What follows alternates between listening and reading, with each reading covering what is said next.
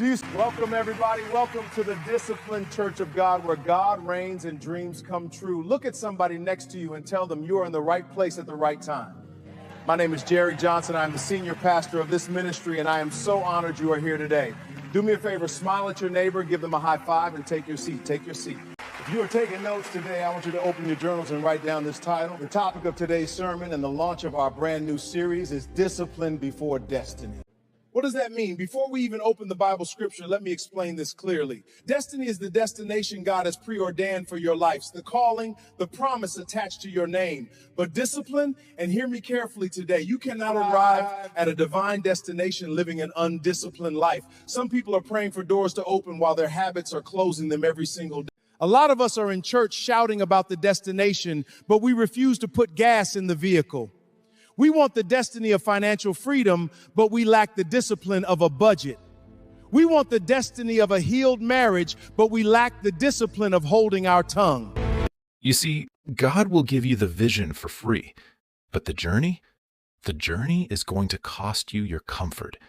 Because every single person in this room has a picture in their mind, a picture of who God has called them to become. You can see the finish line in your spirit. You can feel the weight of the calling. Deep down, you already know your life was not created to remain average, hidden, stagnant, or bound by limitations.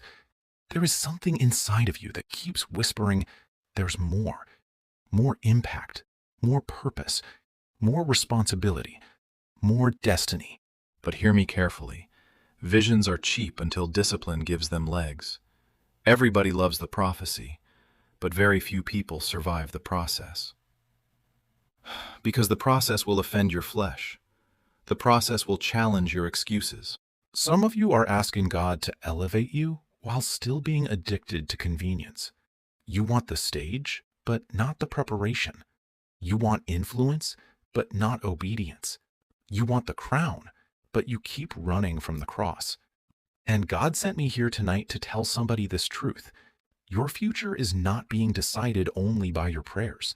It is also being decided by your habits, by what you repeatedly tolerate, by what you do when nobody is clapping for you. Because destiny is not built in public moments. Destiny is built in private decisions. Your alarm goes off at 5:30 a.m. and suddenly that world-changing vision board doesn't look quite as anointed as your mattress. The blankets feel heavy, the room is cold, and that world-changing calling is put on snooze. Why? Because we love the idea of destiny, but we despise the reality of discipline. See what Isaiah is saying? The strength to run your race is connected to your willingness to wait on God, and waiting on God is itself an act of discipline. But I want to remind somebody in this room what the prophet Isaiah declared. Isaiah chapter 40, verse 31 says, "But those who wait on the Lord shall renew their strength. They shall mount up with wings like eagles. They shall run and not be weary. They shall walk and not faint." Do you see what Isaiah is saying?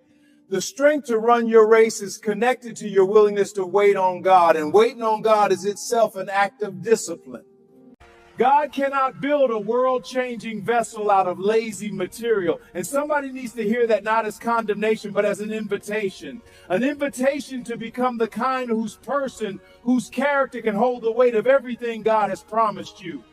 What is discipline? Discipline is the radical, unapologetic refusal to be governed by your current mood. It is a war. The Apostle Paul understood this war. In 1 Corinthians chapter 9, verse 27, Paul says, "But I discipline my body and bring it into subjection, lest when I have preached to others, I myself should become disqualified." Paul said, "I bring my body into subjection." That means your flesh does not get a vote. Your body wants comfort. Your body wants to scroll on social media for 3 hours. Your body wants to eat the junk, skip the gym, and avoid the hard conversation. But your spirit wants destiny. There is a terrifying void between who you are right now and who God has destined you to become. I want to bring in one more voice from Scripture. Hebrews chapter 12, verse 11 says, "No discipline seems pleasant at the time, painful, but produces a harvest of righteousness and peace for those been trained by it." Did you hear that? The pain of discipline is not punishment, it is production. Faith is the steel, but discipline is the fire that welds the bridge together.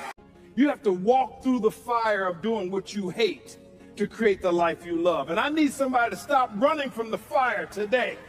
Stop running from the early mornings. Stop running from the hard conversations. Stop running from the process. Because on the other side of your discipline is everything God promised you. You have to cross the bridge.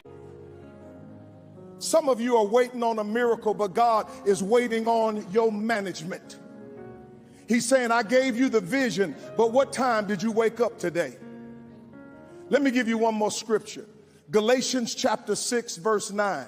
Let us not become weary in doing good, for at the proper time we will reap a harvest if we do not give up. A harvest requires a season of planting in the dirt. You cannot skip the planting and demand the harvest, and you demand the destiny. Your destiny is not lost. It is waiting on the other side of your obedience. Cross the bridge. God bless every single one of you, and stay ready. Episode 2 is coming soon. Stay tuned, and God bless you.